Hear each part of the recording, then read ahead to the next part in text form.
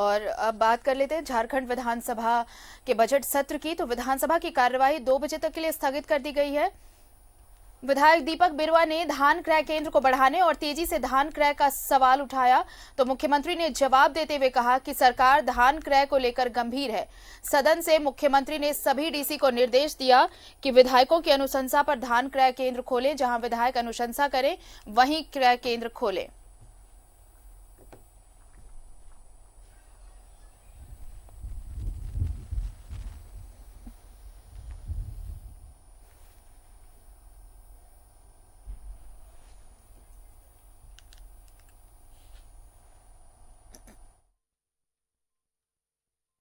को निर्देश दिया है। उन्होंने कहा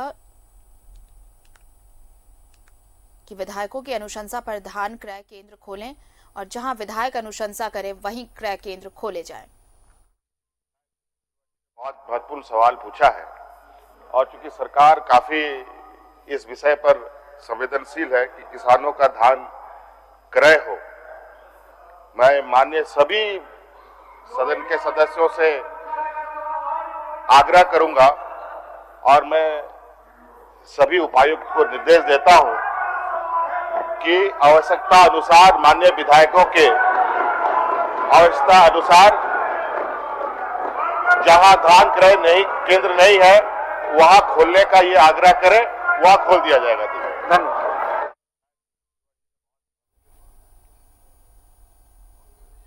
और सीधे रुक कर लेते हैं अपने सहयोगी विपिन उपाध्याय का, हमारे साथ इस वक्त जुड़ रहे हैं। विपिन, देखिए आज सदन की कार्यवाही जब शुरू हुई तो शोर शराबे के बीच ही सही दीपक बिरुवा ने जो सवाल उठाया उसका जवाब खुद मुख्यमंत्री ने दिया और एक निर्देश सभी डीसी को दिया गया है कि धान क्रय केंद्र को लेकर जितनी भी ऊहापोह की स्थिति है, अब जहां विधायक अनुशंसा करेंगे वहां पर क्रय केंद्र खोले और इस समस्या का हल निकाले। ये देखिए, आज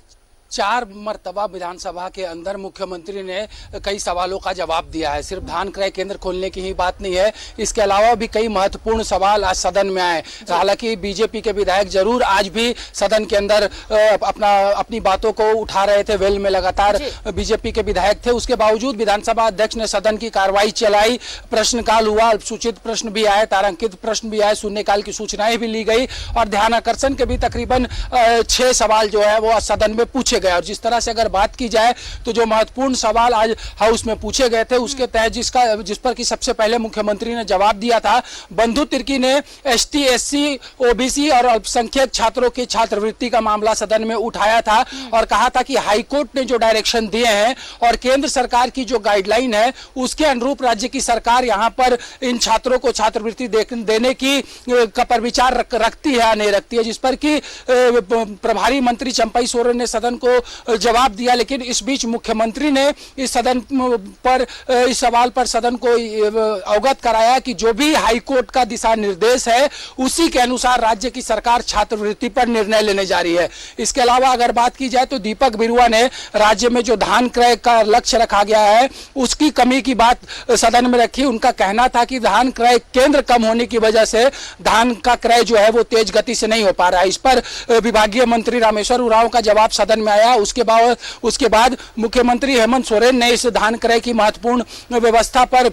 आज सदन के अंदर से राज्य के सभी जिला उपायुक्तों को यह निर्देश दिया है कि धान क्रय में तेजी लाएं, धान क्रय केंद्र जिन क्षेत्रों पर नहीं है वहां तत्काल खोला जाए। और सबसे बड़ी बात कि विधायक जिस जगह पर अनुशंसा करें धान क्रय केंद्र खोलने के लिए वहां पर उपायुक्त जो है वो तत्काल धान क्रय की प्रक्रिया को शुरू करते हुए क्रय केंद्र शुरू करे। इसके अलावा ध्यानाकर्षण के जरिए रामचंद्र सिंह ने मनिका के एक मामला उठाया था जिसमें उन्होंने उस पूरे घटनाक्रम की सीबीआई जांच की मांग की थी, जिस पर मुख्यमंत्री ने सदन में कहा कि क्योंकि प्रारंभिक जांच अभी इस मामले में नहीं हुई इसलिए सीबीआई को सरकार अनुशंसा नहीं कर सकती है, लेकिन जिस स्तर की जांच इस घटनाक्रम की होनी चाहिए उससे जांच कराकर तत्काल जो कार्रवाई है वो सरकार करेगी। इसके अलावा भी सदन में आज कई महत्वपूर्ण सवाल आए। जिस तरह से बड़कागांव के विधायक अंबा प्रसाद ने भी हजारीबाग के जिले में अनियमित तरीके से खाद्य आपूर्ति का सवाल सदन में रखा था। उनका कहना था कि हजारीबाग के कई प्रखंडों में गेहूं जो है वो पीडीएस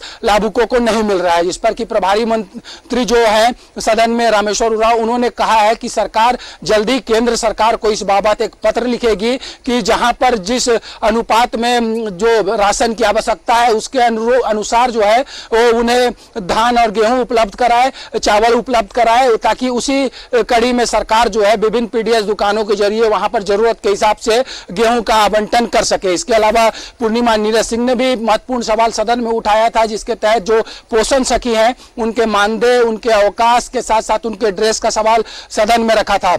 और जहां तक बात की जाए तो सरयू राय का भी आज ध्यान आकर्षण था, हालांकि वो उस वक्त सदन में मौजूद नहीं थे, लेकिन सदन के बाहर उन्होंने कहा है कि जिस तरह से सवाल के गलत जवाब आ रहे हैं इसके लिए अब वो अवमानना लाएंगे अधिकारियों के खिलाफ, यानी कि प्रिविलेज मोशन लाने की बात कही जा रही है कि अधिकारी गलत जवाब सवालों का सदन के अंदर प्रस्तुत करा रहे हैं, जिससे कहीं ना कहीं विधायक जो है आहत है। तो कुल मिलाकर कहा जा सकता है कि आज सदन की कार्रवाई में कई महत्वपूर्ण सवाल जो है सदन में आए, और इसी बीच जिस तरह से विधानसभा के अंदर जो गतिरोध जारी है, उस बीच पूर्व विधानसभा के अध्यक्ष भी रह चुके हैं और वरिष्ठ विधायक सीपी सिंह ने स्पीकर का ध्यान आकृष्ट किया है कि इस गतिरोध को दूर कराने की आवश्यकता है, बातचीत करके एक हल निकाला जाए ताकि हाउस ऑर्डर में रहे, सदन जो है वो सुचारू रूप से चल सके। नीलकंठ सिंह मुंडा ने भी इस बात पर सरकार और सदन का ध्यान आकृष्ट कराया। उन्होंने कहा है कि जब से सत्र शुरू हुआ है ऐसा विपक्ष को लग रहा है कि उनका मान सम्मान नहीं है, जिस पर विधानसभा अध्यक्ष ने आसन से कहा कि आज भोजनावकाश के बाद जो है वो जो कार्य मंत्रणा समिति है विधानसभा की उसकी बैठक आहूत करेंगे और जो बातें विपक्ष के लोग उठा रहे हैं तमाम चीजों का हल निकालकर सदन को सुचारू रूप से चलाने की कोशिश करेंगे। तो अभी भोजनावकाश हुआ है सदन में और इसी दौरान कार्य मंत्रणा भी बैठेगी और संभावना जताई जा रही है कि जो गतिरोध है, जिन विषयों पर बीजेपी के विधायक सरकार का ध्यान आकृष्ट करा रहे हैं उस पर कोई बीच का रास्ता निकाला जाए और उसके बाद जब द्वितीय पाली में आज जो मूल बजट कल सदन में पेश किया गया है उस पर चर्चा होनी है। चलिए, बहुत बहुत शुक्रिया विपिन तमाम जानकारी के लिए। तो आज बहुत सारे अहम मुद्दे सदन में उठाए गए और बहुत सारे सवालों का जवाब भी मुख्यमंत्री ने दिया। विधानसभा का बजट सत्र चल रहा है और धान खरीद को लेकर भी मुख्यमंत्री ने कहा कि सरकार इस पर गंभीर है और सदन से ही सीएम हेमंत सोरेन ने सभी डीसी को निर्देश भी जारी किया।